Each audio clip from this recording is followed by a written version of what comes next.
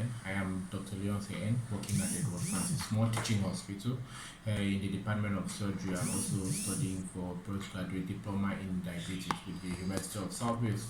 So today I'll be talking about the macrovascular complications of diabetes. But first, what is diabetes? Diabetes is a chronic illness that affects the amount of glucose found in the blood, and the end result is people with diabetes have higher amount of sugar in their blood. So diabetes has a variety of complications, and vascular complications of diabetes are very vast. You have microvascular complications and macrovascular complications. The microvascular complications of diabetes are complications that affect the eye, like diabetic retinopathy, the kidneys, like diabetic nephropathy, and but here I'm going to be more concerned with talking more about the macrovascular complications of diabetes, which includes cerebrovascular complications, which can present as ischemic stroke, for instance. You have coronary artery disease, which can present as myocardial infarction, stroke, and other heart diseases.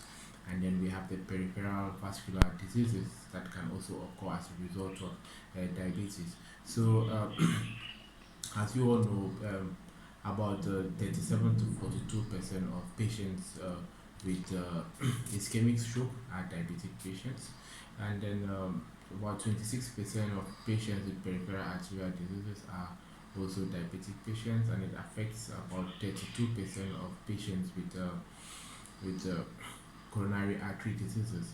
So from the statistics above, it is clear that diabetes has very damaging effect on the blood vessels, and therefore with multiple presentations. But now the question is, how does this come about?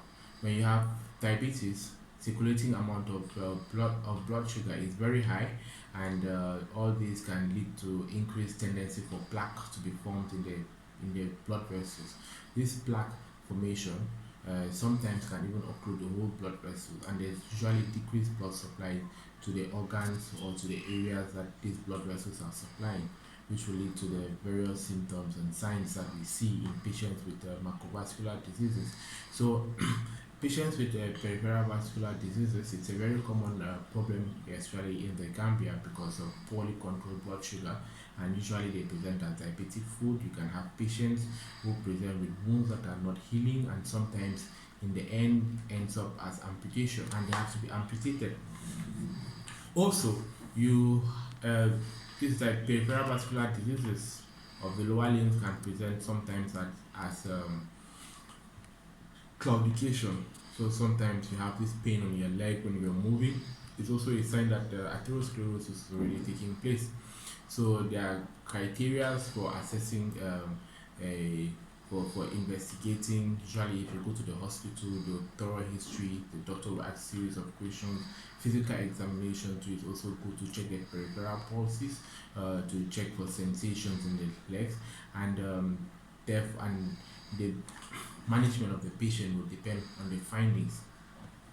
Talking about coronary artery diseases as well, a pathophysiology is the same, and all these are very important because most of the causes of coronary artery diseases are usually diabetic, and it's a very big cause of mortality, especially in our setting. So diabetes is a very debilitating disease and must be taken seriously.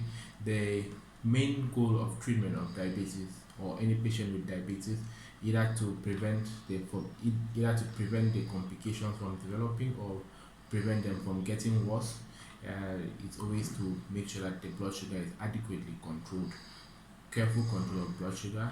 Patients should also be going for screening for the heart, screening for peripheral vascular diseases.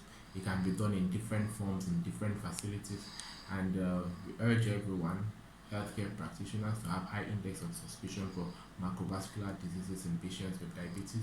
We also urge people who are at risk of diabetes to always make sure that they get themselves checked at any health facility that is available to them. Thank you very much.